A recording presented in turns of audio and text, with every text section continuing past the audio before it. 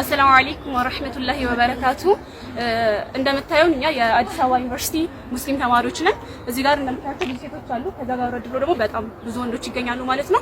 እዚህ ጋር ዛሬ የተሰበሰብነው ከዚህ በፊትም እንደምታውቁት ለ19 ወራቶች በኒቃብ ጉዳይ የታገልን ቢሆንም እስካሁን ድረስ ምንም አይነት ፍትሃዊ የሆነ ምላሽ ስላላገኘን አሁንም ጥያቄያችን እስከ ፕሬዝዳንቱ ኦፊስ ድረስ በመጣት ጥያቄያችን በሰላማዊ መንገድ ለማቅረብ ነበር ዛሬ የተሰበሰብነው።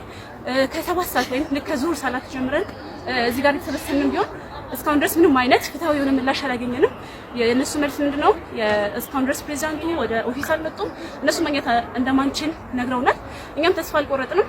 እዚህ ቁጭ ብለናል። የሚመለከታቸው አካላቶች በሙሉ እኛን ያዩ ቢሆንም እስካሁን ድረስ ግን ይህ ነው የሚባል ምላሽ አላገኘንም። እንደምታዩት ተማሪ በሙሉ እዚህ ነው ክላሱን ቀጥቶ ፈተናውን ቀጥቶ አሁን የአራተኛ ዓመቶች ወይም ደግሞ የተመራቂዎች የፈተና ጊዜ ወይም የፈተና ወቅት ቢሆንም ፈተናቸውን ለቀጥተው እዚህ ጋር የተቀመጡ ተማሪዎች አሉ። የሚሄዱበት ሀጃ ሰርዘው እንዲሁም ደግሞ ክላሳችን ቀጥተን እዚህ ጋር የተሰበሰብን ቢሆንም ምንም አይነት ምላሽ እያገኘን አይደለም። ስለዚህ ሁሉም የኢትዮጵያ ሕዝብ እንዲሁም የሚመለከተው አካል በሙሉ የሙስሊም ኡማ በሙሉ እንዲሁም ሰብአዊነት ወይም ደግሞ የሰዎች ጉዳይ ያሳስበኛል የሚል ሰው በሙሉ ከጎናችን እንዲሆን ድምጻችሁ ከኛ ጎን እንዲሆን መልእክት ለማስተላለፍ እንወዳለን። ሁላችሁም ከጎናችን ሁኑ።